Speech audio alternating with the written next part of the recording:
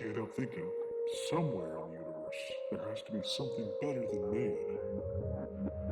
Has to be.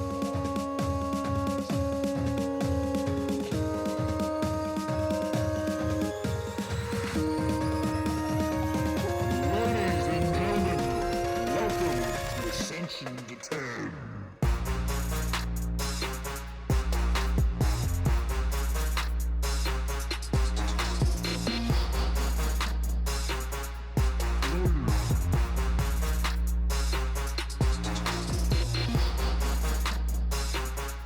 All right. Here we are. Nice fade out there. You don't Here we normally are. do that. Yeah, no, this is the first time. Usually when we do this, I have the music blasting and then I click to bring it down and then it doesn't work. This time clicked. Quite. Not that that'll matter since what the listener hears will be added in post.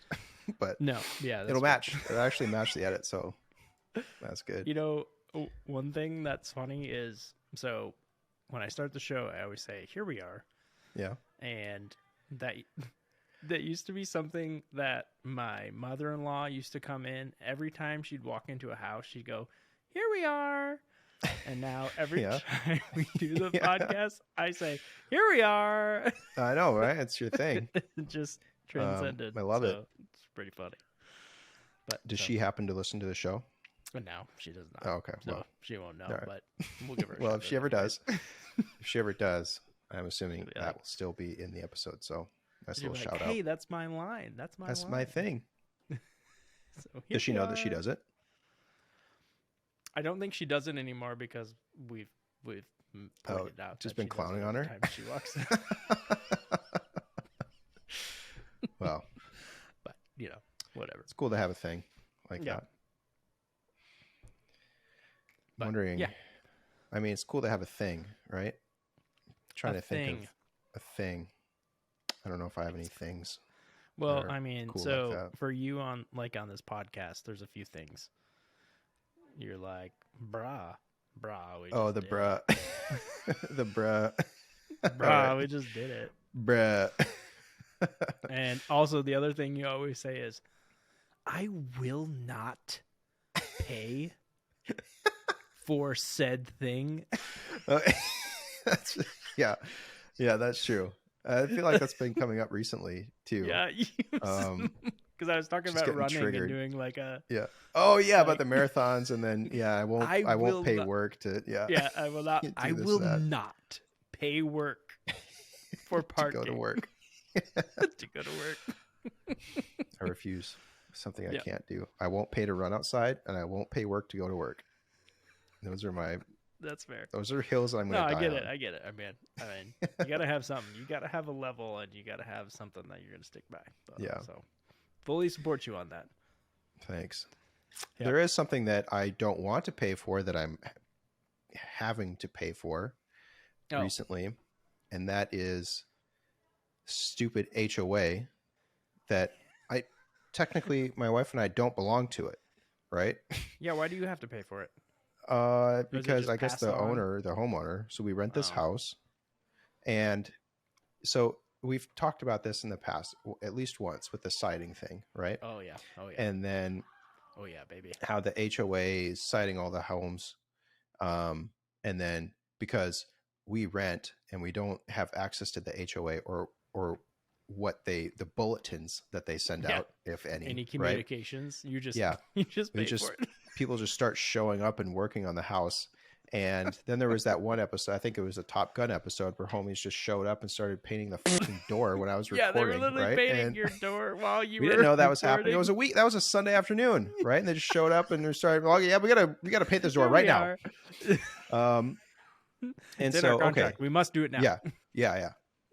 And so okay, we get a note on our on my wife's car, a little note in a Ziploc baggie No, underneath no. underneath the windshield wiper, Yeah. and we noticed it, and it says, "Please don't park on the grass." I think her tire was on half of one blade of grass, right? The grass sucks. Okay. The Right. grass where it was parked sucks. Okay. And it's raggedy and it doesn't matter, right? It doesn't matter. And so we get this note, don't park on the grass, bro. Right. It's okay. All right, fine. That's fine. Right. Try not to park on the grass. But then we get an email on the same day from our property manager that was a forward from the homeowner who we've never met, but whatever, fine, that's fine. Saying, notice of second parking violation, $25 fine, payable immediately to the HOA. And now, as the homeowner who rents out the home and you live in some other state, Right. Now, again, we've never been in contact. We don't even know this person. I would feel pretty pissed if I got some fine from an HOA I don't live at, right? Right. Saying that you have parking violations. And I mean, that it makes it seem like we're just wild animals over here, right? I'm sure they feel like, what the hell are my tenants doing? Okay, here's what we're doing. It's a single car garage, therefore a single car driveway, right? And so because my wife and I leave at whatever time we're going to do that, sometimes I leave early, sometimes she leaves early. One of us will park the other car in the little on the street next to our driveway, Which is right in front of your house. which is right in front of the house. And I guess that's a violation because if there's, according to the HOA and the bylaws, again, which we haven't seen, right? Right. You have Because no we idea don't have what access the to rules it. are. Apparently, there are rules against parking in the street when parking in the driveway is an option. Okay, yes, the driveway is long enough to have two cars parked stacked, right? But who the f is stacking their cars on a day-to-day basis, right? Who's blocking their own cars because they don't want to park on the street? The street is wide enough to have car, like driving area, and then car. Well, you know how I know that? Because that's how the whole fucking circle is. Half of the fucking circle has cars on two sides of the street that are parked. And we're getting fucking fines. Typical day. You bring up a good point, but the fact of the matter is, if you're somebody that works early, most likely you get off early. And if you're someone that leaves later, you most likely work later, right? So if you're the first one home, you're probably like, well, I'm going to park on the street because I'll come in later, and the person that comes later can just pull right in. Pretty sound logic, at least. Pretty sound logic, yeah. And what?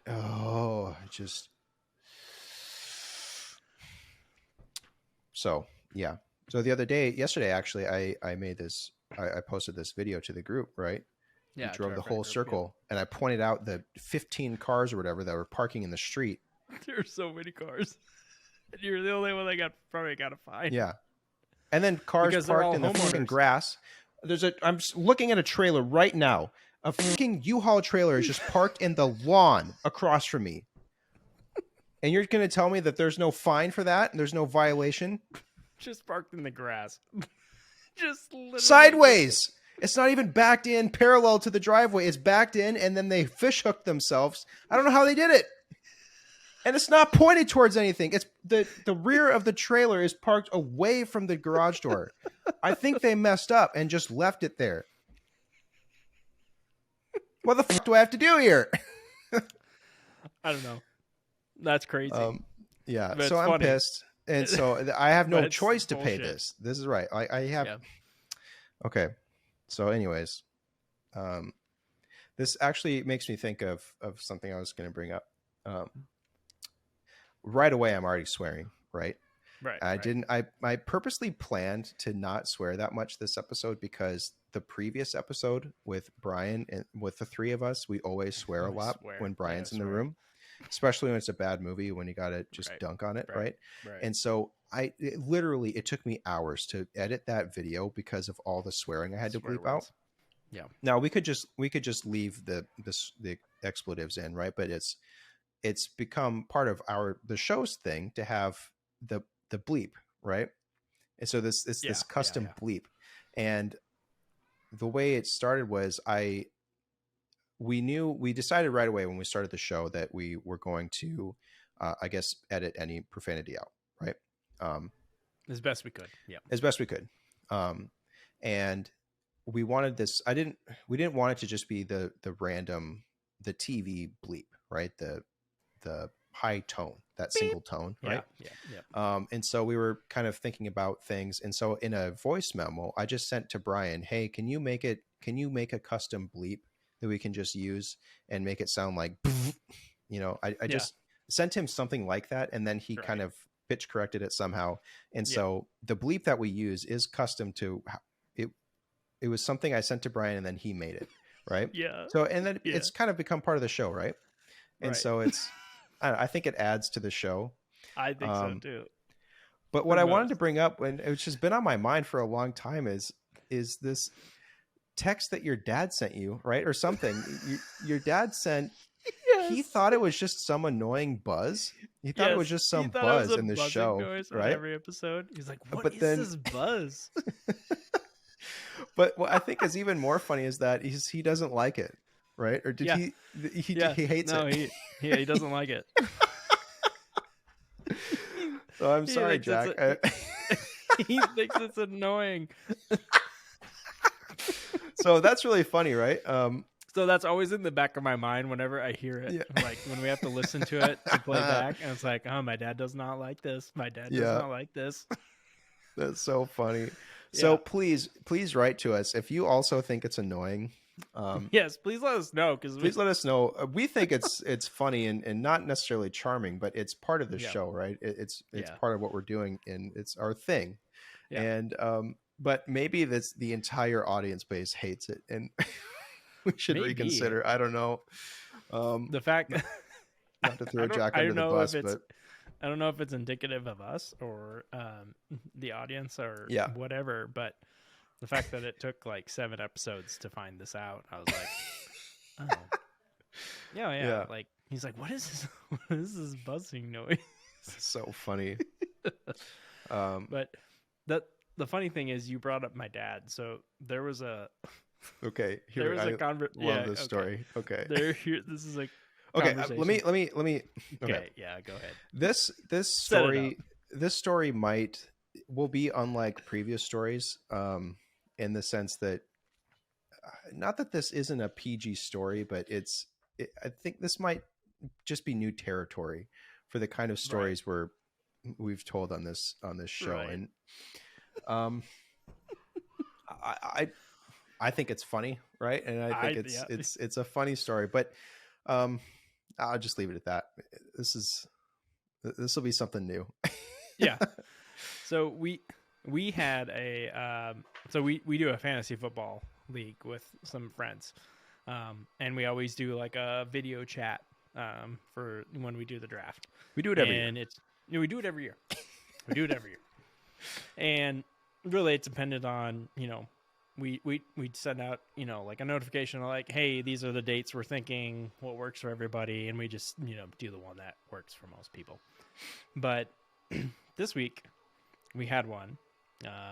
So we're recording this on a Sunday. So this will come out Wednesday. So like 4 days before. And Friday we did our fantasy football draft. And, we normally do it on a Friday or Saturday, I think, typically. Yeah. And, we get between 4 to 10 people, depending on how many people can join. Yeah, all virtual too, right? Because all virtual. None of us live in the same place, right? Like a Google Hangout, which is now Google Meet, all that stuff. And I made the decision that I was going to take something to enhance a PED for the draft, right? A PED for the draft. Yes. Yeah, let's say a PED for the draft. And everything was fine except for the last about 3 or 4 rounds. All of a sudden, I took a tumble of epic proportions and was not a slug of myself. Yeah, not a physical tumble. This is a mental tumble. Performance enhancement had reached I its was here apex. physically, mentally. I was cloud 9 per se. Yeah. Yeah. So after the draft gets over, we are talking and we're having more adult conversations, I would say. Skewing more to the adult life. Because during the draft, one thing I will say is when you get with your high school friends, you fall back to, as our friend pointed out, you fall back to like a 13-year-old age where you just stupid stuff and you're immature and all this other stuff. It's like a place where you feel, okay to be just kind of an idiot. But after we started getting into these conversations, and now I'm going to lean on you a little bit because I'm not exactly sure how this kind of transcended over. But I mentioned that I had a friend that had a vasectomy. I'll set you up. I'll set you up. Okay. Thank you. We're just talking about kids, right? And parenthood. That's really, that was really the adult things that Spenny was talking about. It's just about parenthood and stuff. And, it's where we were at, where us and our spouses were at in terms of, are we done having kids? Are we going to have more kids and stuff? And so, Spenny was saying like, no, that's probably good. Probably going to call it here with 2. And so we just asked him, what are you thinking about having a vasectomy? Right. And you're thinking, well, yeah, maybe, probably something like that. Right. And so then I asked you, exactly. So then I asked you, so now this is at this conversation is, it's like these 2 points in space-time were colliding at the same moments, right? This question and Spenny's mental state, where I just simply asked him, well, are you going to have your dad do it? Because Jack has spent a career as a urologist, performing vasectomies. I actually shadowed him and I watched him do a vasectomy amongst other things and some surgeries. Said vasectomy. Yep. And so I've seen Jack work. Spenny, his father, that's what he did. And so I just asked him, well, did you ever think about having your dad do it? So he knows what he's doing, right? Yeah, right. And right. so, yeah, been doing it for years. But then it became this thing where this transcendent thought about Spenny having his own dad who helped, was a equal partner in bringing Spenny into existence, right?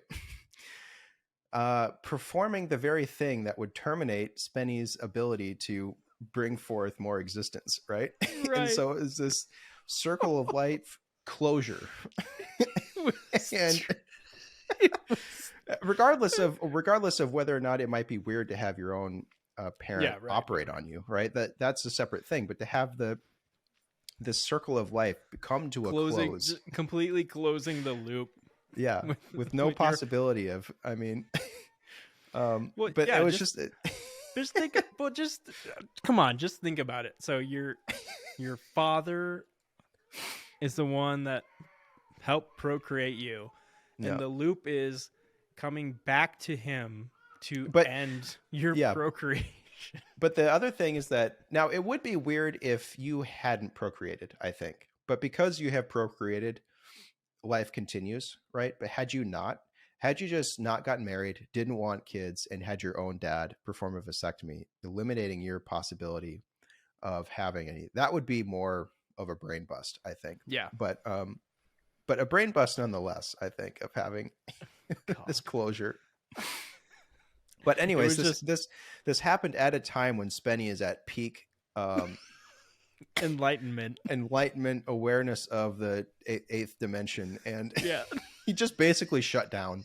That was the beginning of the end for him in this conversation. It was way too much. And throw on, with these virtual meetings, you can have all these face filters and stuff, and so then the rest of us just started spamming these funny face filters, and then Spenny just was checked out for about the next hour or so. I couldn't handle it. Everyone was dressed as pirates, and it was just way too much. Yeah, and then he got off, and he sent me this text that was was another language almost. Hey, sometimes that happens. I don't know what you Yeah, want no, to it was great. I mean, it was awesome. I'm glad Yeah. we could bring you to that place. do. Yeah, I appreciate it. Man, that was that was new age for me. That was Yeah. another was pretty good. level. Well, I'm glad you guys appreciate it because I was No, it was awesome. concerned that maybe I was deterring from It was the great. conversation. It was Okay, great. good. I have to say, this weekend has been. I was looking so forward to this weekend, sports wise. Yeah. And because we had the draft, I don't give a shit about NFL, but doing the draft is fun, and doing fantasy football with the Right, friends is yeah. fun because it requires no thought, right? Right. And if I win, that's unusual. If I lose, that's whatever, right? And there's nothing Right. at stake. The 1 year that we've been doing this for 8 years now or something, right? Or 12. longer than that? We've been 12 doing it years? for 12 years. Woo-wee. So there've been a few regulars that win, right? Right. You've won at least multiple times, right? Yeah. I think. Well, actually, I don't know I think I've only You've won at least once, right? When we started, we have a friend that won 3 times in a row. I think. Yeah, So, Alan wins all the time. Our friend Hubble, he goes on these cycles where he's trash last place, and then he'll be fighting for the championship, or he'll be in the final championship, and then he'll be in the trash bin the next year. but he has no idea. He has no just idea. has to I was pick the good team. 1 year him and I happened to be in the championship that year, and then he just curb stomped me in the last round. He didn't play 3 players or something, and just because Classic. that is the epitome of our relationship too. His and I friendship, where you just won't try and will get everything, and you know what's funny is at my expense. That's the thing, at my expense. When we were on the draft, he literally brought up the student council thing, and he hadn't even listened to that episode. yeah. Talking about just fucking you over. And so, okay, so I was, I'm always excited for the draft because we do the hangout, and it's a lot of fun, right? Yeah, it is. Well, Yep. so that was Friday, and then college football really started this weekend as well. And that's what you care about, really. That's all I care about. I care about 2 sports. I care about college football, specifically Notre Dame football, and as of the last couple of years, Formula One racing. That's the only 2 sports I care about. And so this year, this opener for college football was a really big one for Notre Dame, and I thought maybe this year is going to be different. Sure. And it was looking like it was going to be different, which is on point, where it's looking like it's going to trend up, and then it just nosedived, and it looked exactly like it always has. And so that was a bummer. And then there was a Formula One race today that looked like it was going to be in my who I care about, and then it was just a nosedive, and it was so controversy, man. There's controversy. So, anyways, every corner. It's been rough for me this weekend. Dog. Yeah, and I feel like my fantasy draft sucks ass. We have no idea. I mean, so we'll see. I was not at a state that I even know who I drafted. So, but so, anyways, woo. This is not a sports podcast, though. And so, yeah, I feel like, we have a guest. I just grabbed his scissors off the table. At least you didn't throw them to her. Yeah. Should we give an update about the FFC? I forgot about that. Yeah, we should talk about that. So the last time we gave an update, we updated that we hadn't been doing anything, that we were regressing, and that we took 2 weeks off, and we weren't doing anything still. I got to say, though, this week I've been getting back on form. Worked out. Yeah, you've been doing really well. Been doing well. Although I see your HIIT workouts show up. Yep. And been doing some strength. And on Thursday morning, I decided to go ham. I did a big HIIT and a big old strength workout back to back. And then I think I broke my body and my whole circulatory system. I felt like I was dying that night. By that night when I got home, I thought I was going to be dead. Yep. And well, that's where the 12-hour recovery comes in. So yeah, and because we were going to record that night, we were going to record this episode on that Thursday night, and I texted Spenny. I said, Spenny, I'm not doing well here, buddy. I can't do this. And then I texted him that. It's like, we got to postpone. And then I fell asleep for 12 hours. And then I didn't work out Friday because I was still feeling sick. And then Saturday I didn't work out, but I worked out today. So I'm getting back on form. How about you? For me, so I've gotten to do like 2 kind of fitness workouts, but the rest have been cardio. A lot of walking, running, kind of stuff. Okay. I'm not as pleased with my week, but I think next week will be better. We had a few things that came up, so. All right, get it, player. We're still at it, and we're still doing well with kind of diet stuff. We've done really well. That's the big thing for me. So. Yeah, well, we both got Papa John's the same day. One day this week. That was the reward. That was the reward for success. Right. Yeah. Is that Friday? Thursday? Was that Thursday? I can't remember now. I think yours was good. Mine was trash. I have a theory. Oh yes, that I think we need to talk about this. Yeah. Please. Okay. Go. The last few years, ever since Papa got ousted, which that's a topic we want not going to discuss. Papa's no longer in the house. Yeah, Papa's out of the house. We're going to leave it at that. But ever since Papa left the house, Papa John's has sucked. Papa John's was good. Papa John's took a dip. And now you wouldn't know that because we still buy the stuff, right? But there was a point where we kept independently, right? We'd get Papa John's every once in a while, and it would always be a disappointment. Yeah. And I remember what the funniest thing still to me was you sent a picture to the group. This was maybe a year ago. This was a long time ago, but you said it was this picture of your countertop with I don't know 5 or 6 Papa John's boxes. There was a couple pizzas, and then it was a specialty pizza, and then some breadsticks and a cookie or something. It was a stack of Papa John's boxes, and the caption was simply "Papa's in the house." Right? You're so excited about this, and then it was just complete trash. Right?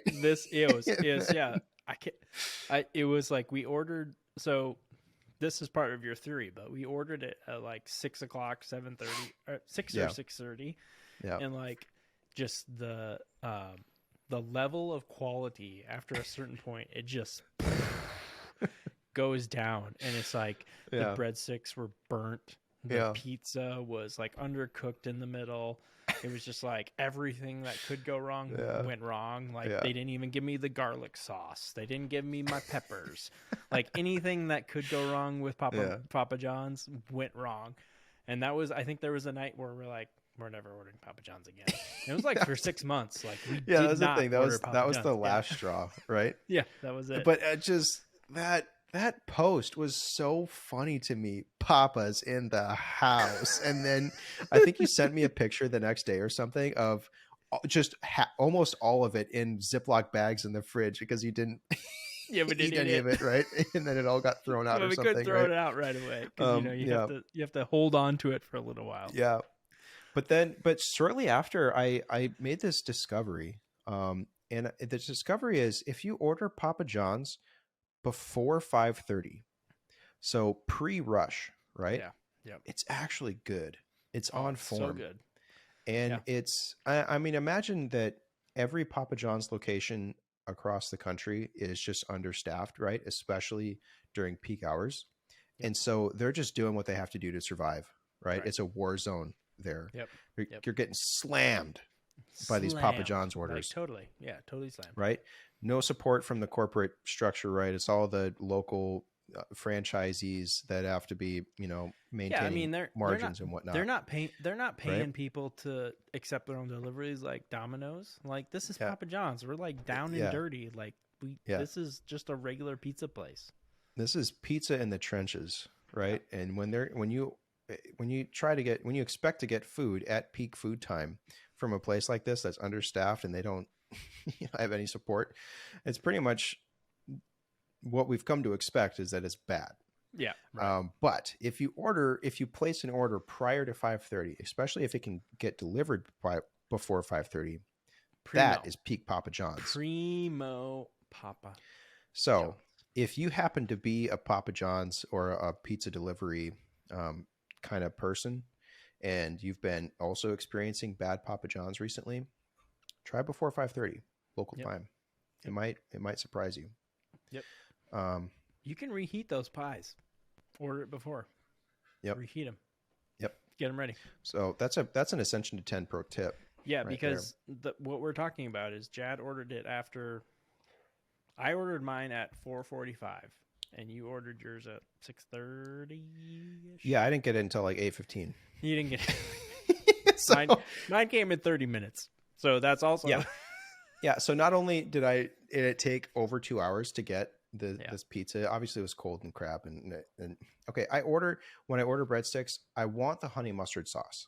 Okay, I never get it. It says on the box add honey mustard, and I always just get the marinara crap. Well, okay. So have you ever called them to tell them that you didn't get honey mustard and they deliver it?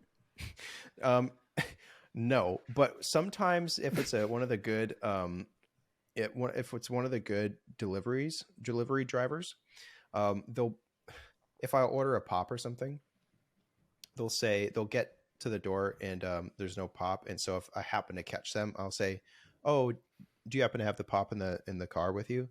And they'll say no, and they've on multiple occasions just gone back to the store to get it, and then it takes another hour, right? Yeah, because they have other deliveries to do, so it's there's no point, right? Yeah. And then by the time it's so room temperature by the time I get it, I've gotten and sometimes when I do order a pop, it's awesome. Not expired. Did you know that pop expires? Oh, I had no idea. It's expired. Who holds on to that long enough? I know, right? Or they're just choosing for me, the ones in the back, the back of the rack or whatever, however they store them, right? That's awesome. But I did so because it took so long. They unsolicited for me sent me an email saying, this wasn't up to our Papa standards, right? Yeah. And so in the email, it included a link for 20% off. They used to give you a free pizza. Yeah. Right now, it's a 20% off coupon. So, but there's no code. So it's a link to open the app. Exactly. Spenny's microphone just fell off. Okay. This is what we're talking about. Number one, it's not a free pizza. It's 20% off. Number two, it's a link within an email to open up the app. Okay, so I hit the link, it opens the app, and then it's just the homepage. Okay, so I'm thinking, okay, well maybe it's something that has to do with it just kind of made the thing divide by 0 or something and it didn't know. Okay, so then I have the app open. I go back to the email. I close the app, open the app, go back to the email. Click the link. No, it just goes to the homepage. Because there's no code, I can't redeem this coupon. It's useless. Gotcha. Got ya. So anyways, that's awesome. But it's still order the pizza, right? There's been no change. It's still there's no change in behavior. Yeah. Well, no, and the reason I asked you is like we've before, like same thing. It's like we pick a different dipping sauce, and it's like, well, we didn't get our dipping sauce, and they're like, oh yeah, okay, well, just call, and then somebody will bring it out, right? And it's like it's our problem to solve. Hour and a half later, you've already eaten the pizza, and you're like, yeah, right. Ding ding. Hey, did somebody order some buttermilk ranch? Can you think of something that's... Why is it so hard to always forget that though? That's the only I thing know, right? It's on the box. It's written on the box. Just check the list and you're like, this is what we need. And anyways. Yeah, no, I'm not. I mean, look, Look, I'm not here to dunk complaints. on. It's not like I'm complaining about like getting my money back and stuff. Exactly. We just want the order right. That's all. I'm not dunking on these employees for being in, missing a dipping sauce, right? That's not what this is about. Yeah, it's whatever. It's just funny because it's consistent. Consistent. Anyways, You know what else is consistent? yeah, This movie. Consistent dunking.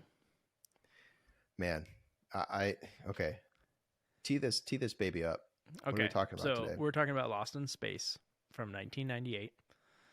It's got Matt LeBlanc in it.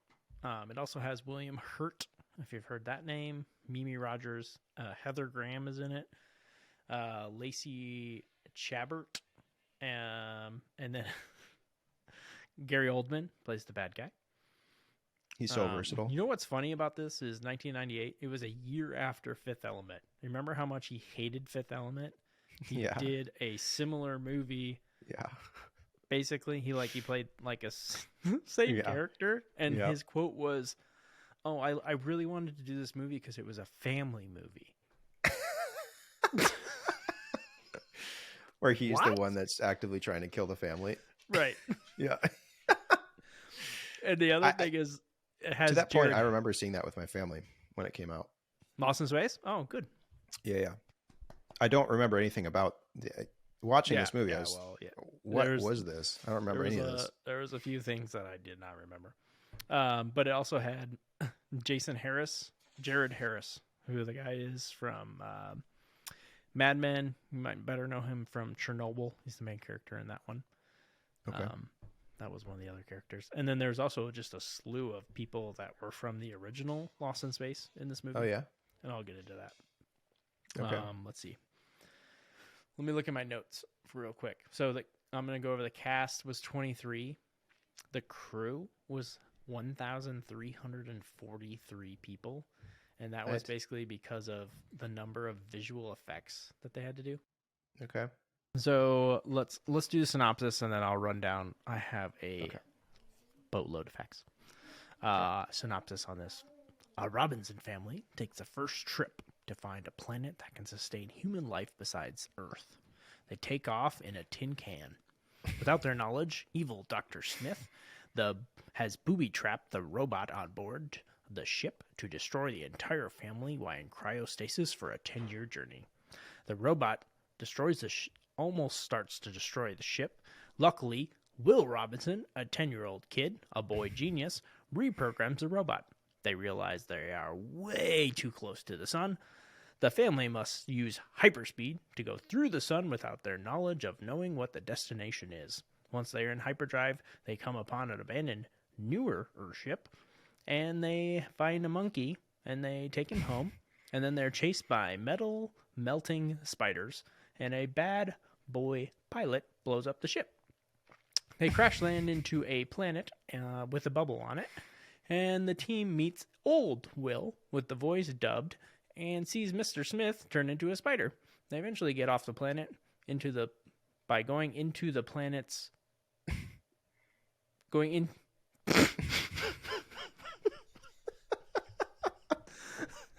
They finally get off the planet by going into the planet as the Earth falls apart, and they hyperdrive to somewhere unknown. Let's go. This was really, Nicely done. it was You- it was really going. Is your daughter still standing next to you? Is No, everything still not there? anymore. No, Okay, she's gone. you read that like a children's story.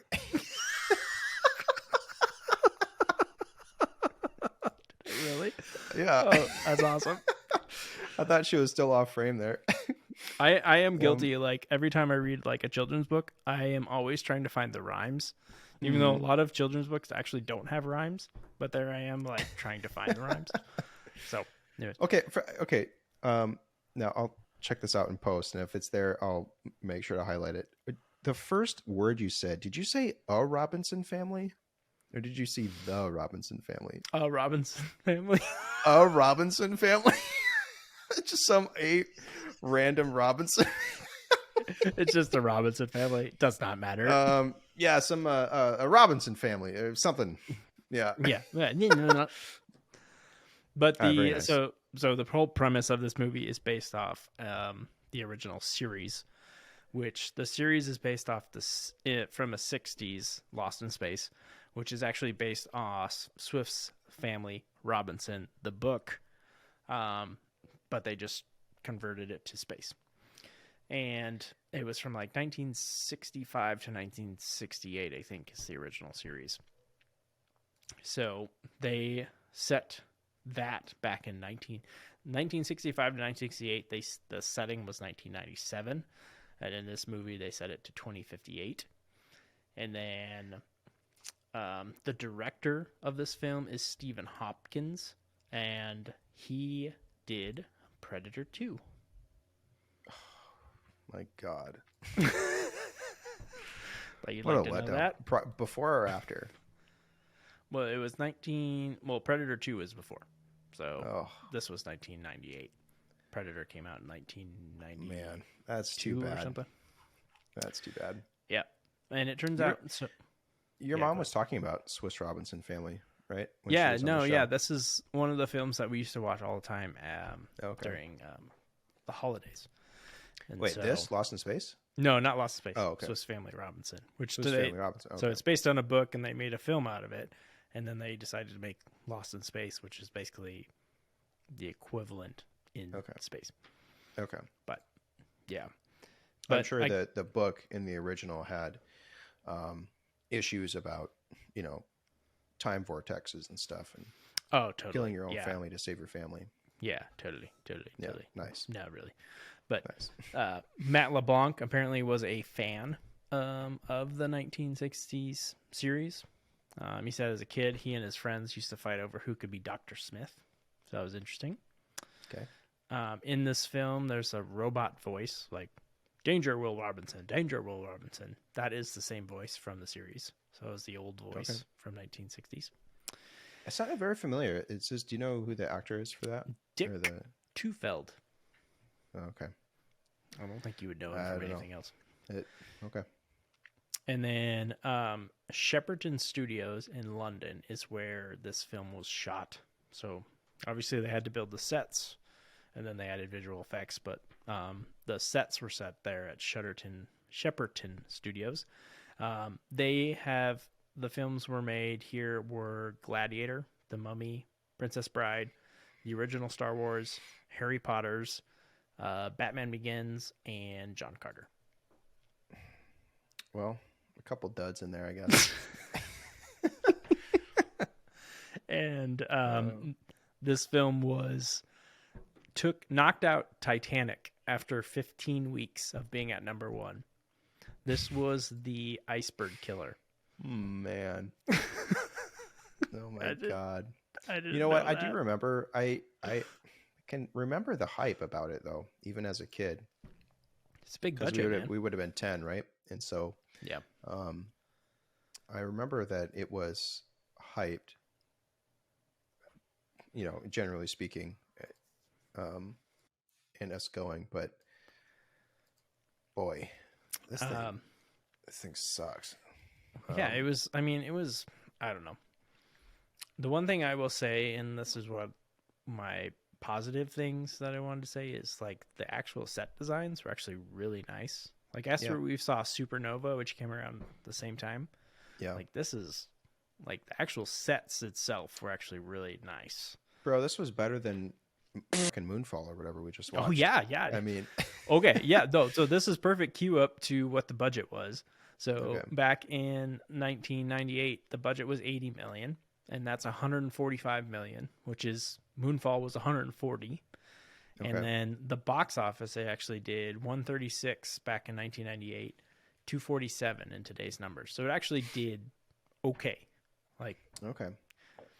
But yeah, it was. And when you said Moonfall, that was the first thing I thought of. I was like, this is the exact budget of Moonfall, and it looks way better. My God.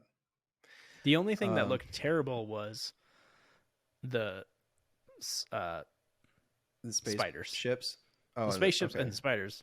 Yeah. But yeah, the big thing was the spiders. Okay. Well, having never seen the original show or the movie that the show was based on or read the book. Have you seen the Netflix reboot? No. No, okay. It's totally different from this, so it has no bearing. Well, here's what I found interesting. Netflix had the right the rights, I guess the naming rights, to make a show called Lost in Space. Right. But they don't have the rights to stream the movie Lost in Space. Right. And the other annoying thing that we both came across was that we both watched this in installments, right? Right. And it ping-ponged. Yeah. And so we both started watching it on HBO. And then the next morning, it was not available. Right. And then I sent him a text saying, "Are you kidding me? This is already, they already booted this." But then he was saying it's on Hulu. So we ended up finishing it and we didn't have to buy it. But right. It just so happened that, and my wife pointed this out, that we started watching it on the last day of the month. And so we just happened to start it on the last day that the HBO had it. Right. And then so yeah. Well, and it's weird. And that's the weird thing is, like, you would think if you have the rights to a new series, you would try to bring everything with it, right? That's what they did with Lord of the Rings, Hulu and Prey, right? Yeah, Hulu and Prey, except for what was it? Except for the Predators, the Predator, right? They just forgot about that one. But it's like Lord of the Rings. So as we're recording this is the first weekend of the new Lord of the Rings series, and they brought all the Lord of the Rings movies over. So it would make sense that you would kind of connect them all. Yeah. But maybe it's because it was so bad. This is their Predators. So stupid. All right, should we start throwing up half-court dunks here on this thing? Yeah, let's go for it. All right, so as Spenny said, it's 2058 and the planet is doomed from global warming and whatnot. And so one of the opening lines is that all of humanity banded together in peace and put their differences aside so that science and technology could solve their problems, right? Yep. And so the solution to the Earth's problems is that, well, we just got to leave. We got a portal dimension out of here, right? We got to build that hypergate, baby. We got to build this hypergate. And so almost in the same minute as they were saying that Earth has transcended to a peaceful state, they were saying that this separatist faction, this terrorist group, wants that to, I don't know, Earth not to succeed. And so, but, you know, this peaceful era of humanity also has the militia or a military so they can fight the terrorists. And so one of the first lines is literally right after he's saying that Earth is peaceful. There are these two space fighter pilots, and one of their first lines is, "Last one to kill a bad guy buys the beer," or something. Yep. And so they're just hovering around in these dumbass little fucking space pod orb things that make no sense. And they're just cruising around. They have, like any sci-fi movie, space light blasters, right? Yeah. Plasma cannons that can presumably go really fast, right? They get to their target really, really fast. Right. And so they're, you know, shooting that space crap at each other, the separatists and the two main pilots, and they can't hit anything. Right. Right. Yeah. And so one of the guys ends up getting hit. And so Matt LeBlanc's buddy, his wingman of sorts, his fusion core is gone. He has no maneuverability. His weapons are gone. Right. And so he's been in dogfights himself and has been trying to shoot laser cannons at these other spacecraft, right? No success. Right. An astronaut trained in space dogfighting can't hit a thing with a space laser, right? And so his solution was to jettison his core, or jettison half of his pod. And he's kind of looking in his, you know, behind him, and he's judging speeds, judging trajectories, mass calculations, and gravity vortexes being what they are. And he's like, okay, no, wait for it. Now jettison core. And he, so he launches half of his space fighter, and the other guy just fucking runs right into it. Right. Yeah. So he doesn't have the targeting capability to shoot a laser cannon at a other object, but he can just kind of toss the rest of his spaceship into some guy's path that can't avoid it, right? And so that's how this bullshit starts. And and then Matt LeBlanc is saying, you just crashed a $10 million spacecraft. It was 10 billion. Oh, he said billion? Yeah, it was like Okay, okay, well, so okay. obscure that you're like, what? Okay, Or maybe it was. you know what? That You know actually what? makes 10 sense million. because It could be 10 million. I don't know. It was Okay. way too much for what it was. Anyways. well, I was saying the opposite. It's way too little for what it was. I heard 10 million. And if you say in 2058 Oh, wait, 10 that million is we not very have much. spacecraft that can dogfight and it's $10 million, which at the time when in the late 90s and stuff, and F-18 Hornets and stuff were being launched off, and those were almost 100 million each. That Yeah, you that's a have good point, man. spacecraft cost That's a good 10 point. million. Yeah. I would think it'd be closer to 10 billion. I have no way to project future costs, but yeah, you're right. Probably more than 10 million, right? More than 10 million. Unless, maybe the cost of goods just plummets. Maybe we have deflation in 30 years. I don't know. Deflation. Okay. Okay. So, anyways, that's so there's this terrorists and they try to sabotage the thing. The ships they're flying are just remade B-wings from Star Wars. Yeah. Just one with a gyroscope in the middle. Yeah, just a gyroscopic pod. Whatever. I mean, the thing is, spacecraft don't have to have a shape. They don't have to look like planes at all. Yeah. So one other thing, though, right at the beginning. So they're talking about this hypergate. So they're going to build. They have this hypergate that they make it sound like they built it for Earth, and they just need to get the Alpha Prime to close the loop. But then when you see the one on Earth, and it's like 10% done, a quarter done at most, right? It's max. Supposed to be a ring, and it's maybe a half crescent. It's not even that. It's like this. If you're watching the video, it's what are we doing? Fraction done. What are we doing? And so what's the plan? They're going a crew of 5 is going. They're going to Alpha Prime, 20 and light years away.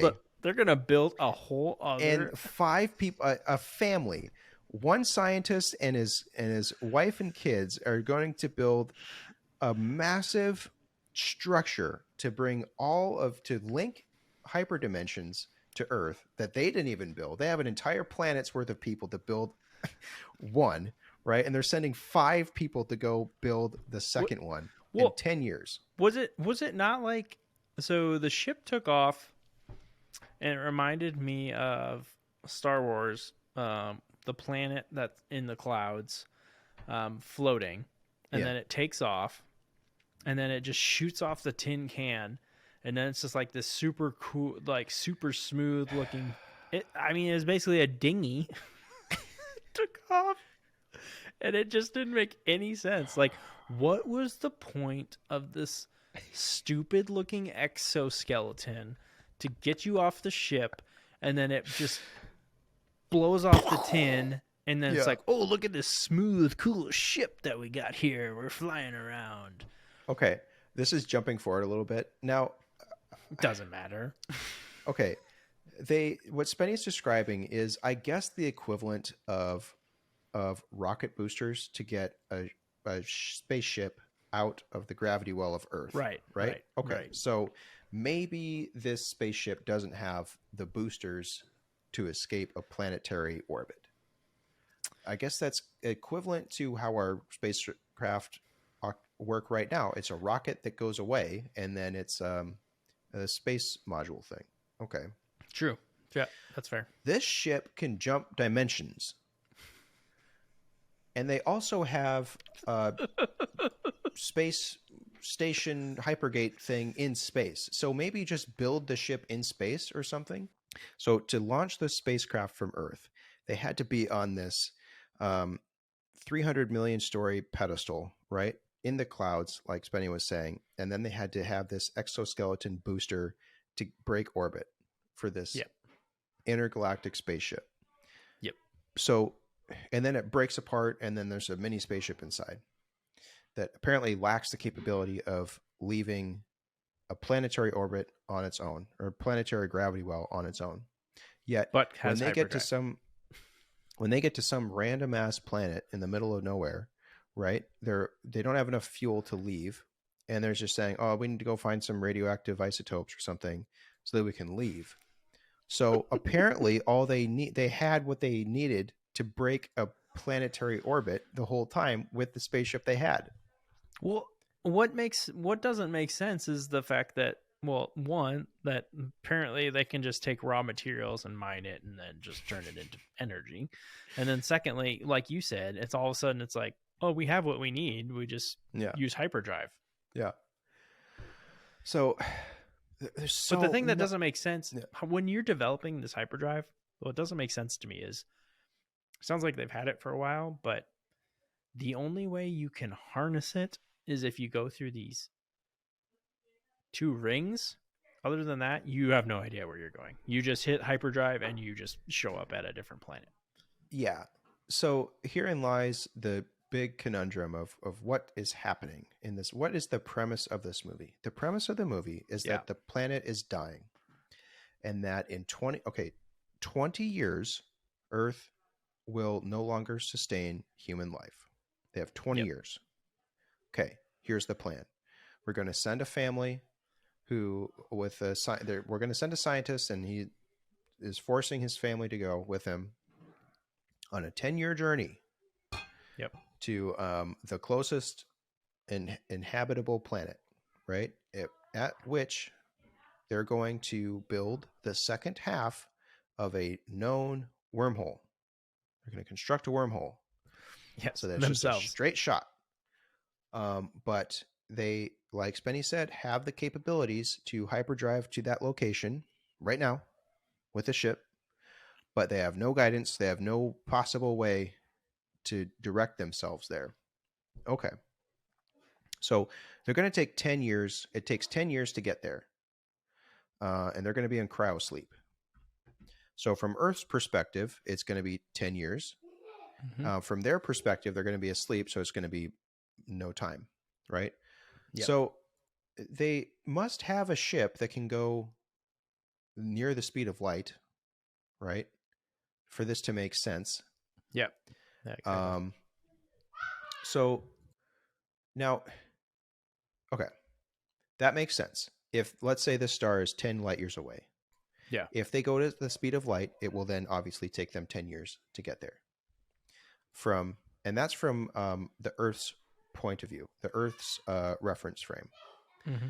Now, people like Hollywood doesn't understand relativity, right? So they think that they need to be in this cryosleep so that they don't experience time. Because 10 years on a spaceship is kind of a long time, right? What are you going to do? But if they're traveling at the speed of light, they don't experience time because time slows down the faster you go, to the point where if you're traveling at the speed of light, there is no time. Mm-hmm. So as soon as they launch into light speed, they're instantaneously there from their frame of reference. It takes them 10 years from Earth's frame of reference. Right. But there's no need for hypersleep, for cryosleep, because they will just instantaneously arrive at their destination. Right. The other thing is they went into cryosleep before they launched. Is there any possible fucking reason for that to happen? Doesn't make They're just going to assume that the launch goes according to plan. Well, yeah, that's and what they're just going to say, you know what, we're going to hit the button, and it's just going to automatically take us there. Yeah. I don't know. It just doesn't make sense because they needed the hyperdrive to get there, but they were saying that the hyperdrive is unpredictable, but they used it anyways. Well, yeah. So later on in the movie, so specifically about hyperdrive, so they take hyperdrive because so the reason they use hyperdrive and they get lost in space is that they wake up and they're literally like going into the sun, and they're like, oh shit, like what are we gonna do? We gotta go into hyperdrive, we gotta fly through the sun, and we're gonna go out and we'll be in a wormhole to a different planet or some other place in space. And they do that. But then later on, they're like, oh, well, like we have found this new Earth ship, the one that has all the spiders on it. But they're like, we're going to download the whole computer, and we have the map of all this extra, planets that we're going to. But then when they go into hyperdrive at the end of the movie, does that imply that they know where they're going because of the extra stuff? Or is it just like, we're just, once we get out the other end, maybe the map shows up that we know where we're at versus No, we don't. no, you're right. No, you're absolutely right. It makes no fucking sense. They know where this star is the whole time because they're going to build a wormhole to get there. They know exactly where it is, and they had obviously a plan to get there. Yeah. And then they last minute had to go into the sun, space portal dimension into the sun because they were headed towards the sun because the robot got hacked. Right. Which this villain, the Dr. Smith villain, his master plan to the motivations were unclear to me. Also, he was bribed or something to get to he was bribed by Robinsons. he was bribed by the bad guys. It makes no sense because he's not really one of the bad guys, right? He's contracted by the bad guys. Yeah. At heart, he is a survivalist, right? He will do whatever it takes to survive. And so by sabotaging the planet's only chance to survive is a bit contradictory to what his motivations are. Also, he's randomly a doctor or something. It sounds like he's a medical doctor. Yeah, but because he's the one that clears all the people before they can go, and then he hacks the robot. That's who it is. Can we just and then can we just talk about the fact that Will Robinson is this 10-year-old kid who won the science fair. Congratulations. But he is within 3 minutes has hijacked the robot and turned it back into like his control. Yeah. Like, okay. Now that I understand that Dr. Smith was actually part of the team, right? I didn't know that. I thought he was just some random guy. And you might think that I thought that because, one, you can't hear a fucking word he's saying. He's just mumbling constantly. He is mumbling. And in the beginning anyways. And number two, his master plan was to just hide in a box that gets loaded onto an unmanned cargo thing. It's just random. We're just going to put cargo in this interdimensional spaceship that's going to save the planet. We're not going to check it or look in it. And no one's there to supervise. He just hides in an empty box and gets put in there. And then the person that's blackmailing him or something to get it done zaps him through his communicator. So he passes out. He shoots wakes an up electrode into his hand. Yeah, he wakes up. The crew is all asleep in hypersleep, and they're already on their way. He wakes up. Okay, the crew is already in hypersleep, cryosleep. He wakes up. All the lights are on. There's life support. It's like as if it's just going to be like that for the next 10 years, right? Where the lights are just on, and there's air, and there's climate control. Yes. This was something I had a question for you. So after they shoot through the sun and they get to this other ship, and they're like, "Oh, let's just go check this other ship out. It's from the U.S. or from the Earth." Yeah, but before that, there was the bubble, right? Yeah, they go through the time bubble. There's just some weird space anomaly, and the pilot just says, "We're going." You just immediately just like, "We're going, we're going in." Oh, I see that ship. I think that's one of ours. Let's go in there. But the question I had is, so they get on the ship, and the ship supports life, and there's no one on there. There's no life on the ship. Yeah. So my question is, so was this just an oxygenated tube, and there was just oxygen for them to breathe, or like how does that? It was a manned ship. Remember, it was a rescue ship. And then they all got eaten by the space spiders or something, I guess. They probably got melted. Yeah. And so because the ship was still on, they just kind of, plus there was the whole terrarium they had going on. Okay. Let's just move to that point. Okay. So but I got there's one more. I gotta. You need to build up to it. I got it. I just wanted to make sure we didn't. There's so many fucking stupid things about this plan. Okay. This is more of a set design thing, and just a imagination thing of this spaceship. Okay, they wake up. The robot's going nuts. It's trying to kill everybody. Yes. And so they all wake up, right? And and then the ship's broken, right? And so they're trying to repair the ship while they're actively going towards the sun. Okay. Right. Did you notice how when they decide to engage the hyperdrive and go through the sun, right? Mm-hmm. To engage the hyperdrive on a ship that he designed, did you notice how in order to do that, they both had to do the two key things, right? Two separate things had to, Yes. two separate people had to engage the hyperdrive. But Matt LeBlanc, his chair is just up in the fucking sky. His control panel is on the ceiling of this ship. Yes, And that is how you activate the hyperdrive on this thing, right? And then to do repair work, he was already kind of up there fiddling, and his chair is just on this giant fucking jack, right? Just up in the air. And what is that? What purpose could that serve? And so stupid. it was so stupid. It was so stupid. That's all I had to say. It just was so dumb. Well, the other thing that was, so one of the other things, like when they're getting ready to do hyperdrive, so visually it was like the sets looked really cool, but the second they got in those pods, it was like, okay, so now we have to CGI a serpent to go around their face and a serpent to go over their shoulder, and it just so and meanwhile, there's space cryopod suits, or they're just in sweatpants, right? Why? And a vest thing. Why are those suits so specific to each person? Like, wouldn't it be more generic if you're building multiple spacesuits? Would you contour them to each person?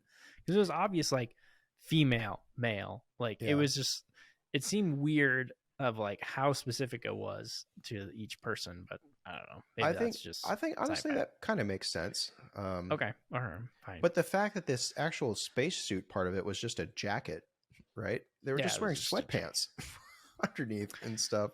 Well, yeah, and at one point, Matt LeBlanc just puts a leather jacket over his thing, and then he's just the Iron Man in the Iron Mask for a few scenes. He's just like, he has the line where he's $20 billion worth of laser cannons, and all I want is a can of Raid, and then he's like. I mean, this is the scene where he has a pistol, and like all of a sudden he has a briefcase, rolls it out, adds a front, adds a back. All of a sudden he's got this it's super. It's your condom gun, right? It's literally your condom gun design. It's just a condom gun. But okay, we're painting this picture where he suits up in this mech armor. They have a fucking robot, right? Yes. That is specifically designed to shoot things, and he has to activate his iron mask thing, like Spenny said. But Master Chief, he goes full on Master Chief. He goes on like Master Chief Iron Man. It's kind of Iron Man. Yeah, it's Iron right? Man. But it's just a helmet. He has no other armor. He's still in his sweatpants. It's just his mask. And he wasn't wearing that. He wasn't wearing that when they first got on the ship, right? Like he had like I don't think so. A glass mask. Oh yeah, he was the only one with a spacesuit. The other one, he was the only one with a full spacesuit. The other three people just had this bubbles, just this cloth, air pressure thing. You know what this reminded me of? Zounds, this is war. This is mascot. Okay, I'm going to find a clip and include it in the edit. Perfect. Sounds. This is war.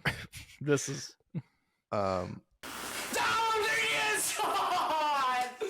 Sounds. This means war. Do we even want to talk about what this clip is? What it is? No. Okay. Because I've been planning actually an episode where we review that movie. That will be an episode in the future.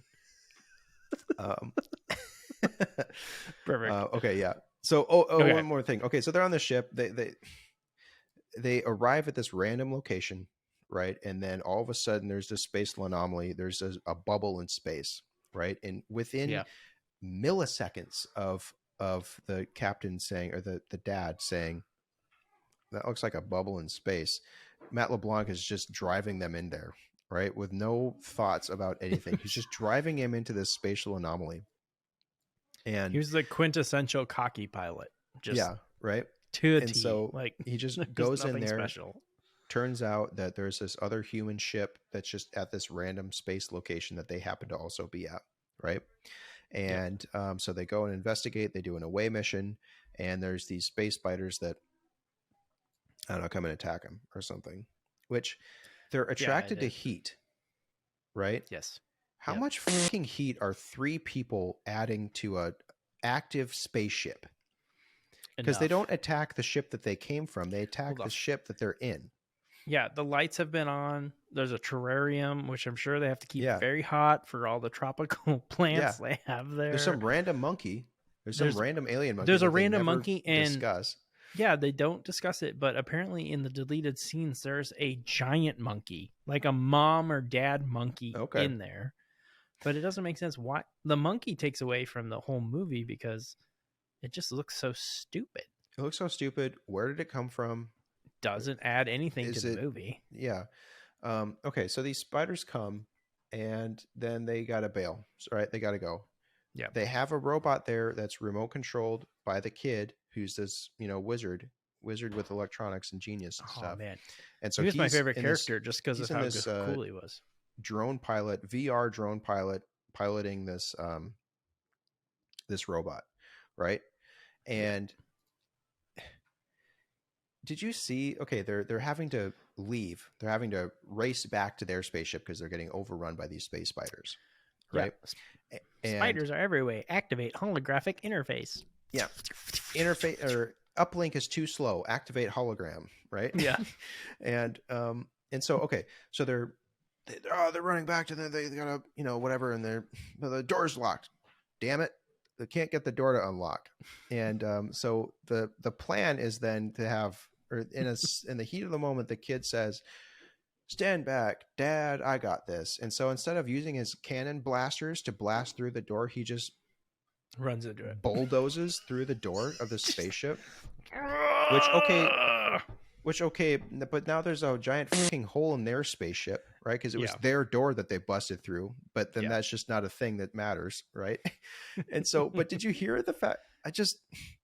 He crashes through, right? The robot crashes through, piloted by the kid who's on their spaceship. It's all virtual.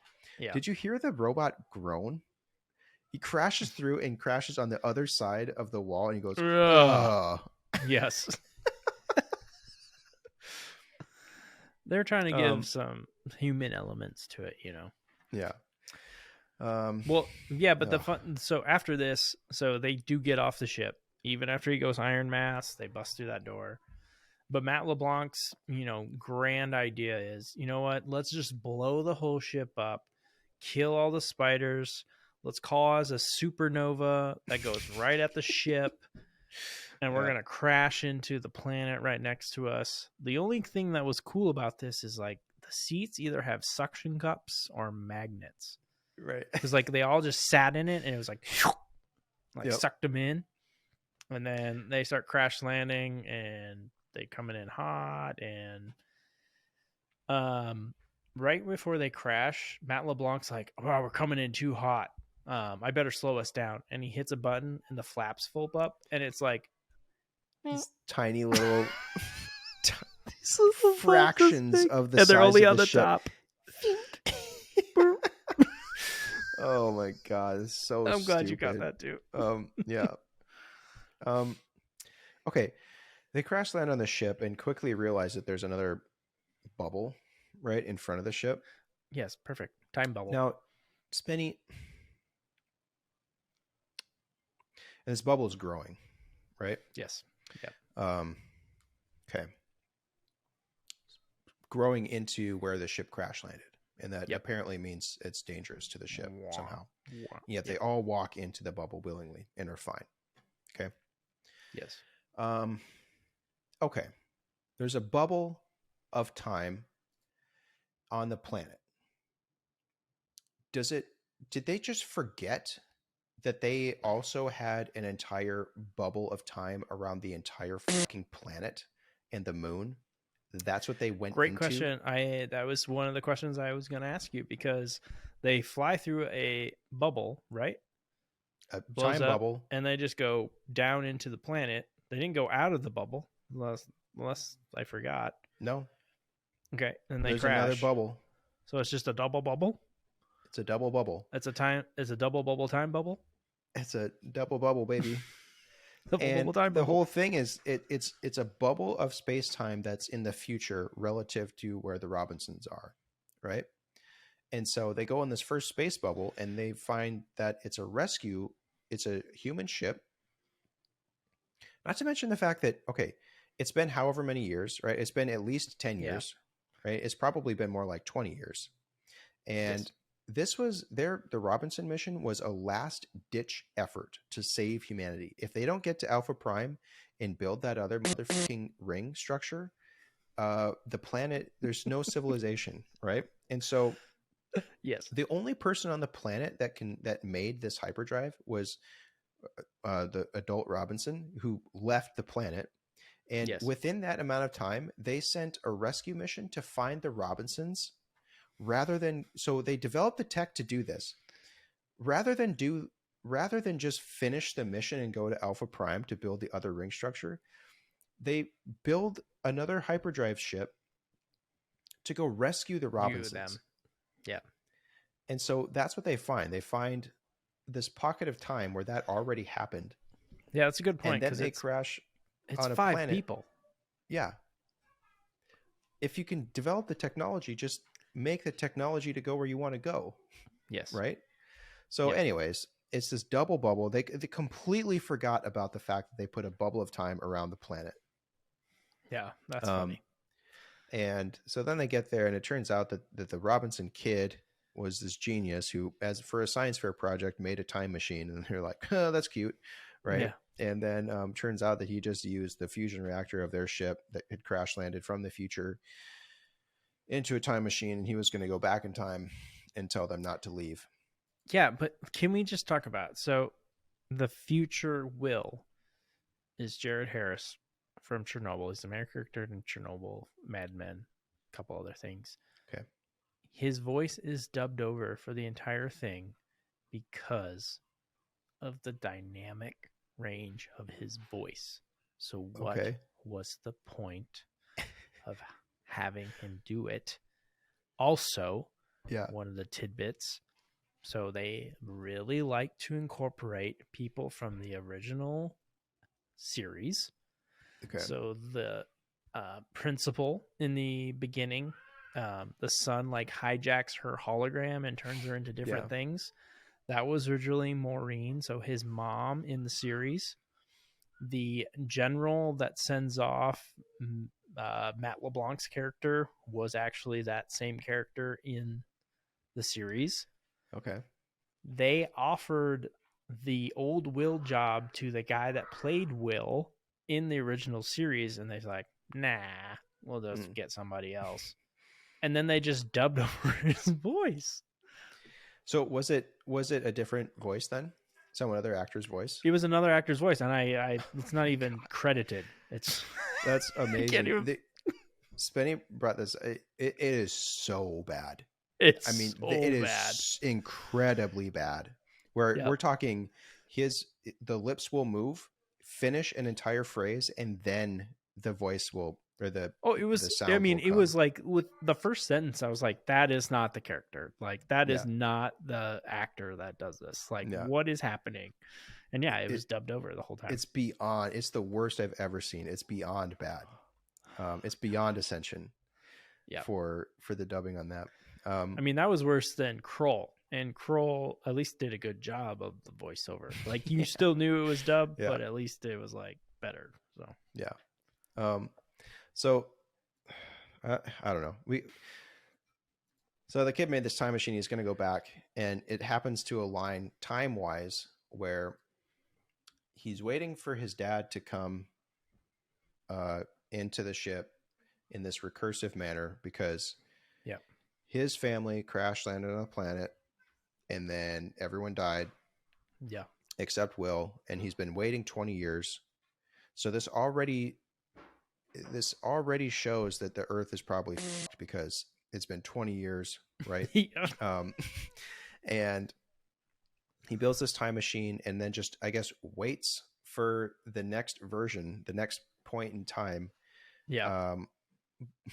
It just doesn't make sense because he's waiting for his dad to come.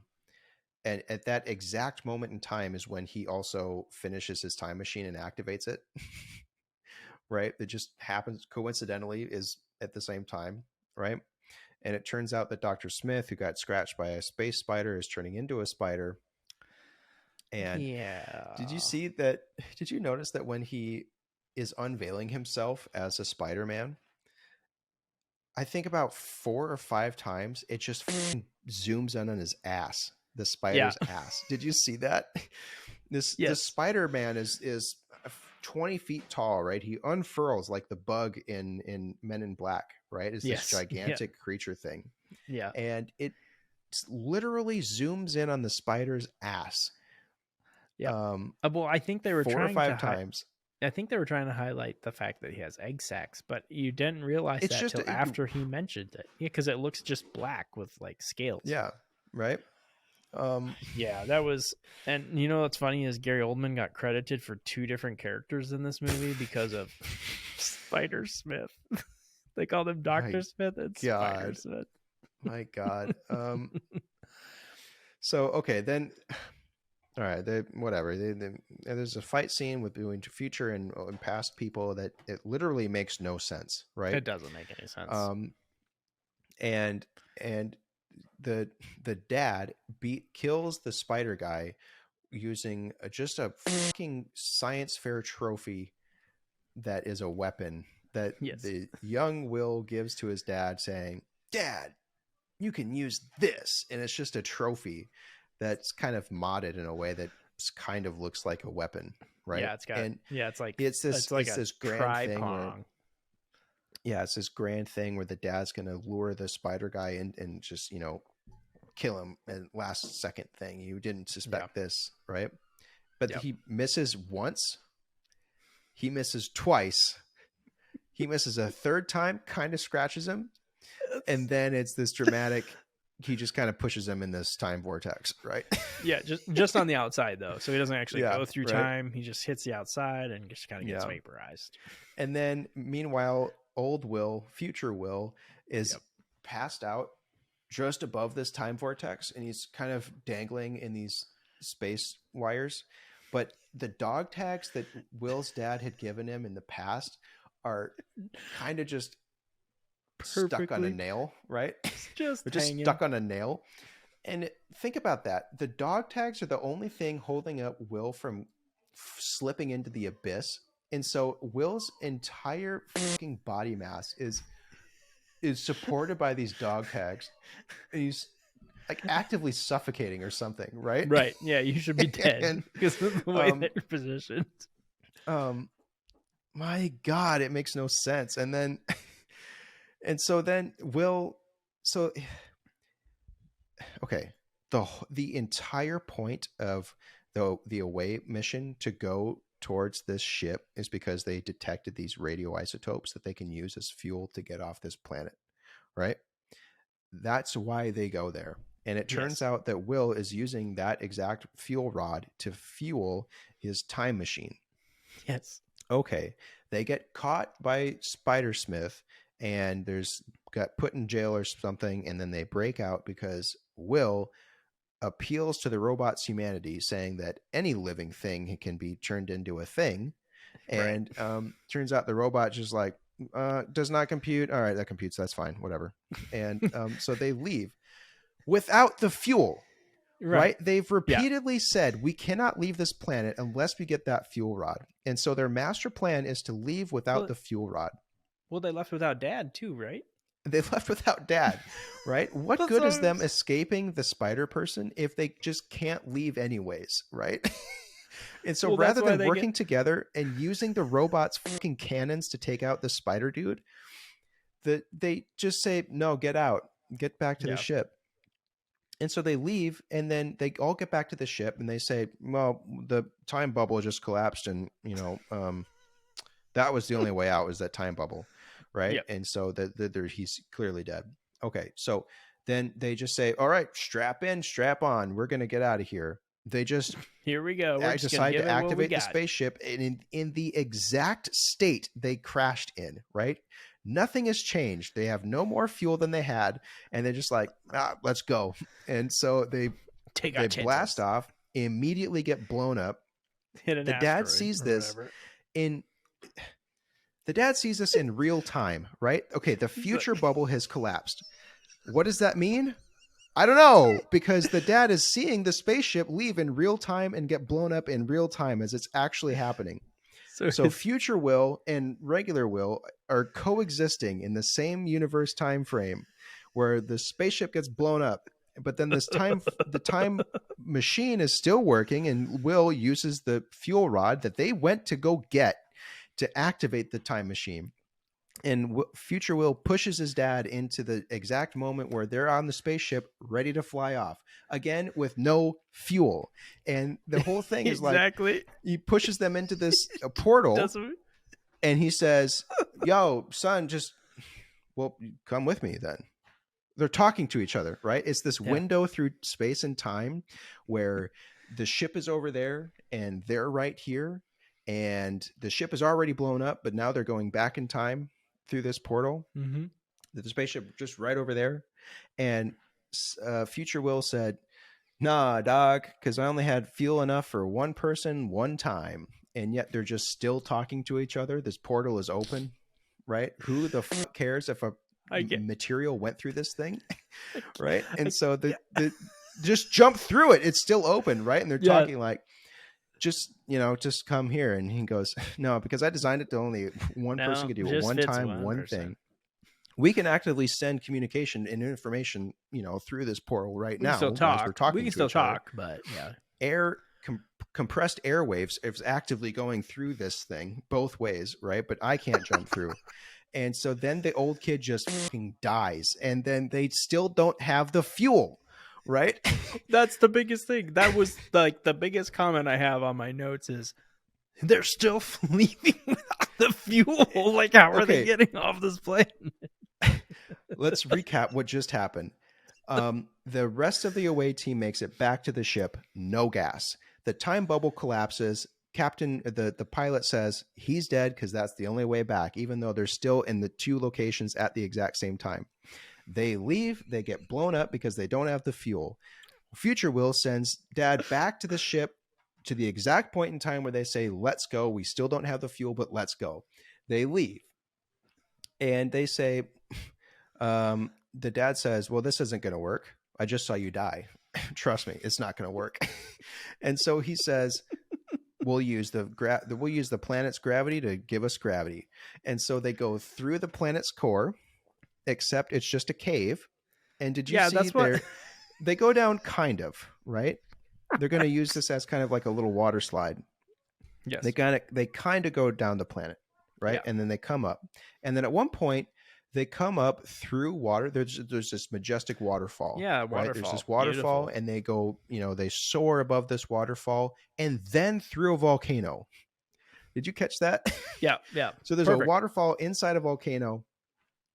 And I don't know about you, Spenny, but have you ever dude, have you ever seen Godzilla vs. Kong? Yeah. The answer is your question. So there's volcano, rave, Oh yeah, because there's a whole ecosystem within the planet's core, right? Yeah. Okay, riddle me 25 this, years Spenny, later. in terms of gravity. Yes. Let's say you hold a bouncy ball, right? Mm-hmm. Eye level, you drop it. You're going to use gravity is going to pull it down or whatever, right? Yeah. Does the bouncy ball go higher than where you dropped it? No, it does not. No. So what they're going to use is accelerate, right, by going into the planet's core to use the planet's gravity. Yes. So that they can then leave. They have no gas, right? Yeah. Their engines don't work. They're going to do this and then come out higher than where they started. And it doesn't really matter that a planet is breaking apart, right? There's no more or less gravity in that area. It's just the mass that's there. Yep. that's bending local space-time is the mass that's there. It doesn't matter if it's in a billion pieces or if it's in one piece. It's the same amount of space mass, curvature. And then the planet just fucking supernovas and turns into a black hole where they again get caught by the gravity. And so they say, you know what? Let's just warp speed out of here. You got those maps, right? We know where star Aquarius A is, right? So we can just go there now. Well, that was one of my questions was, I mean, I don't know that much about other planets, but the core of a planet, is it normally just a giant rock, but they have water on top and frozen ice? Don't know. Because that didn't make sense either. I think most planets with a solid, well, I mean, I don't know. If a planet's solid, like our planet is, it's literally liquid rock. Right? Yeah. No, it's not liquid exactly. rock. Yeah. And I think any other planet with a magnetic sphere and stuff has a liquid core. Like Okay. You know? Yeah. That was what I was getting at. But apparently this one is, I don't know. Has sustainable atmosphere, has a rock core, has ice and water on top. I don't know. Well, didn't you hear it? They crash and then they plan the away mission, and she said this planet can't sustain life. Yeah. And then they're just walking out there with no spacesuits at all. They're just chilling. Well, no, she mentioned atmosphere. She did say atmosphere at one she point. did? Okay. Yeah, but doesn't matter. Anyways. I don't know. The only question I had is, like all of a sudden the monkey's just gone. Blarp. The name of the monkey is Blarp. Yeah, Blarp. Right. And it's like, what happened? Gone. Like, and where'd it just they go? randomly shows up again. Yeah. I'm trying to think if there's anything else okay. that's even the dad, the whatever Professor Robinson, right? Yep. So to Gary Oldman's point about this being a family movie, right? The dad is so preoccupied about saving the planet and saving his family that he's sacrificing family time to build this hypership. Okay. Yep. Repeatedly, the mom says, "You're not around enough. Will is trying to reach out to you. You need to spend time with your son." Yeah. Okay. Misses all the science fairs. Tells him to shut the fuck up every time he opens his mouth. Right? It's like, son, shut, knock that nonsense off. Not now, right? son. And so at one point, the kid throws a tantrum and says, "You never listen to me," and runs away. Mm-hmm. And I don't know what kind of mental depth that William Hurt had to tap into for this acting performance, but the kid runs off and screams, "You never listen to me." And William Hurt's response, his acting performance is something like, and if you're not watching the YouTube video, his expression is, "What? How could that be? That makes no sense." When the entire dynamic of him and his son is that he has no idea who his son is. He comes home and says, "What the hell is that on the coffee table?" And the wife says, "Oh, that's Will's science fair project. It's a time machine." And he got first place, and he goes, "Huh, interesting." And so the entire time demonstrates and actively tells his son to shut up, right? Yeah. And his acting response is, "Huh?" When he said, "You never listen to me." Huh? Huh? Well, that's one of the biggest like critiques I have of this movie, or one of, is the fact that like this family has like no cohesion whatsoever. Like there's nothing that makes them personable. Like everyone is just an individual person. Like they don't connect as a family. And then encapsulates perfectly is like, so they crash on this planet with the bubble. Mm-hmm. And Matt LeBlanc and one of the daughters they're drawing Porky the Pig and Bugs Bunny on the wall, on the window. But then the next part is the husband and wife talking, and they're making a fucking bed. Bro, I wrote this note too. They are not only They just discovered that they are in a fucking time warp, right? They crash land. They're millions of light years away from where they need to be to save the planet. Disconnected with their son. They have an active murderer on board. Just chilling. And they're planning what they have to do is go and try and get some isotopes, right? In order to salvage something. And they're making a bed. I don't know what's more annoying about that scene to me is the fact that they're making a bed, just in terms of that's how they're spending their time, right? Yeah, exactly. Or the fact that the bed's not made. Well, yes. Right? Well, especially in space, you would think that the way the sheets and everything were made, like any other sci-fi movie I've ever seen, it's like the sheets are like tight to the actual bed, right. Like they don't move. Like this was like you're putting your fucking duvet cover on your bed. Right? In container, it was all containered. It was in containers, right? Yeah. So, okay, the ship is so heavy or incapable that it can't break Earth's orbit. So they have to put it on a giant fucking pedestal and put an exoskeleton around it with rocket boosters. Because you know what? It takes a lot of energy to put something in space. We'll just leave it at that. It takes a lot of energy, right? Right? And so if they're going to have crew quarters with a fucking king-size bed for the husband and wife, right? And they're worried about having enough energy to break orbit. Even when they have a hyperdrive, they need to go salvage some isotopes. They're going to put container store boxes of bedding on that spaceship to then take the bedding out of and then just have the boxes laying around, right? Yeah. Why wasn't it made? I think that's what bothers me the most. Just have it already be made. I've never seen another sci-fi movie where they're in space and the bed isn't made. And they're it's mic stand. Yeah. Right. And then I don't know, man. So yeah, I made a note about that. I mean, okay. One more note about the dad and Will, right? Okay. Okay. Right before he's about to, so the kid throws a tantrum and says, you don't listen to me and stuff. And then the next day he's going to go on this away mission. And, again, the kid brings up the fact that he was never around. Yeah. And his dad says, son, I wish you knew how much you mean to me, or some kind of generic crap like that. And and he says, my dad was never around. But my dad was a fighter pilot in space. And he gave me his dog tags. And he said, you know what, son? If I'm not around, if I don't come back, I'm gonna give you my dog tags so that you will always remember me, right? He ends up not coming back. Yep. That's why he has the dog tags to give to his son, is because his dad didn't come back.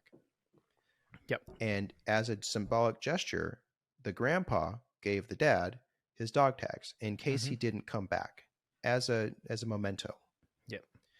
And so, does it make any sense then that when the kid said, I don't want you to go, you might not come back, and the dad tells him that story about his own dad not coming back, he gives him the dog tags and says, I promise I'll be back. So he gives the symbolic gesture as a thing to remember him by, and then says, no, I'll be back. My my dad didn't come back, but I'll be back. Did your lights just turn on? Yeah. Okay. They're on timers. Okay. Yeah. Sorry. I was like, maybe that's a note to wrap this baby up. Yeah, let's wrap it up. That's the wrap up. Oh my God. This movie, it makes no sense. Ever. At any point in time, does this movie make sense? It doesn't, and that's unfortunate, because it sounds like people that watch the series and the original series and based off the book, like, people really loved it. And it's just unfortunate that they just couldn't put it together. Um, the only thing I'll say is I think we've talked about this, but they did some things well. Like the set design was pretty well for what we've seen for this kind of era. CGI was terrible. I mean, there's nothing you can say about that. Yep. One of the dialogue pieces was there's one where he was going off. The commander was going off to go into the bubble, and the wife was like talking to him, and she's like, "I love you, Commander," and he responds, Professor. "I love you, wife. I love you, Professor. and I Right. love you, wife." And I was like, I know. What? I wrote a That's note such a about that weird- originally too, because it Yeah. was "It's now such a weird thing to say." because initially it made it sound like super misogynistic, right? Yeah, Like I love you too, woman, yeah, kind of thing. yeah, Because especially after she used this sign of respect to say professor, right? Yeah. Because a professorship takes years of dedication and hard work, right, to make it that far. And so I thought that him just saying, because she's part of the crew, right? Mhm. She's some kind of engineer or something. I mean, Yep. she's in it with him, yeah, right? And to him say wife initially sounded just like they sounded unequal. I think that Yeah. was my initial Yeah, reaction. and There yeah. was clearly an Yeah. inequality Yeah. in terms of the way that's they why were referring that's why to it each sounded other. so weird because they are working Yeah. together. But the more I thought about it,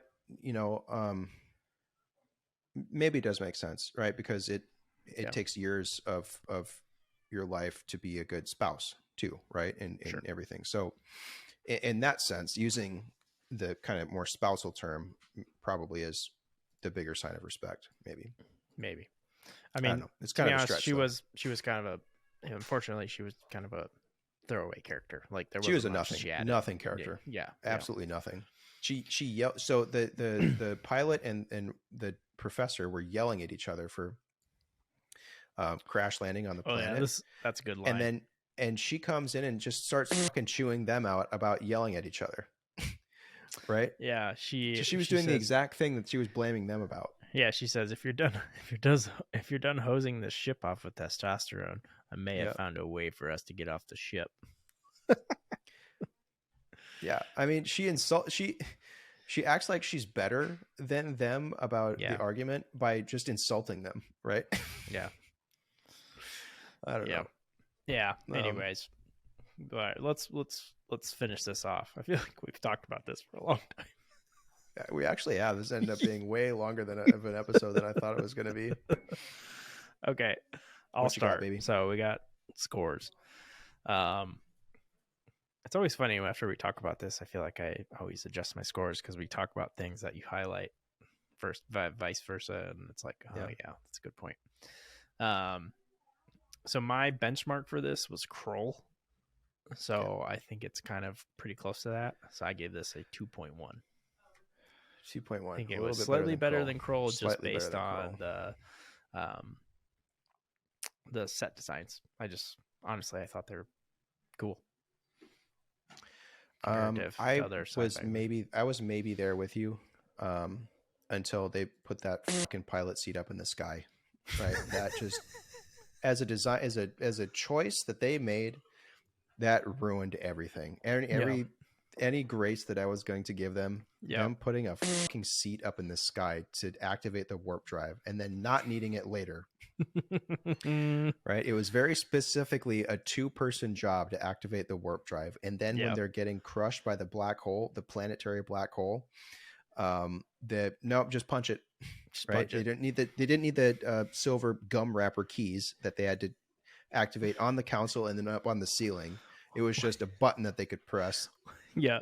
Well, the other thing I was curious on is like you are literally on the surface of the sun, like you're opening up to hyperdrive and taking away all the protection you have for like heat shields.